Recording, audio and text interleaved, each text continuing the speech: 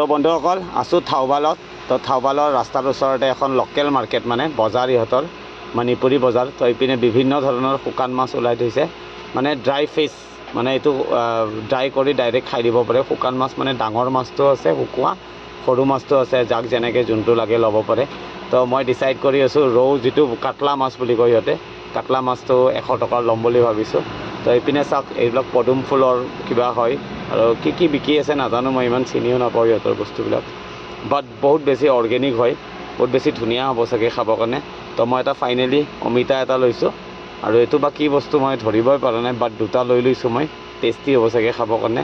তো টাইম পাছ কৰি থাকিম। অমিতাটো আৰু এইটো দুটা ল'লোঁ আৰু ভোল লৈছোঁ 1 পোৱা আৰু ড্ৰাই ফিছ ল'ম। আজি ৰাতি মানে ড্ৰাই ফিছ বনোৱা হ'ব বন্ধুসকল। তো যিহেতু কাম নহ'ল মানে কালি খতম হ'ব, তো এইটো কাৰণে আজি মানে পেট্ৰল পাম্পত বহি কিনে ড্ৰাই ফিছ জহা ভোল আৰু আলু দি বনাম। তো বন্ধুসকল চাই থাকিব ভিডিঅ'টো। তো বন্ধুসকল ডিচাইড কৰিলোঁ এইটোৱে ল'ম, কাটলা মাছ মানে ভকুৱা মাছ শুকাই থৈছে বঢ়িয়াকৈ। তো মই 100 টকা দিব দিছোঁ, 125 টকা লাগে 1 পোৱাত, মানে 500 টকা কেজি হয়। তো বঢ়িয়াকৈ 1 পোৱা লৈ লওঁ, জহা ভোলেদি মজাকৈ বনাম। তো বন্ধুসকল ৰাতি আজি থাউবালৰ ক'ৰবাতে পেট্ৰল পাম্পত লগাই দিম, লগাই বিন্দাছ ড্ৰাই ফিছ আৰু জহা ভোল আৰু আলু বনাম।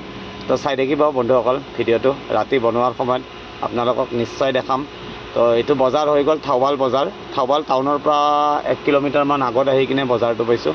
বহুত বেছি ধুনীয়া লাগিব চাগে খাই কিনে, খাই পোৱা নাই, আজি ফাৰ্ষ্ট টাইম টেষ্ট কৰিম। তো বন্ধুসকল চাই থাকিব ভিডিঅ'টো, ৰাতি বনালে আপোনালোকক নিশ্চয় দেখাম।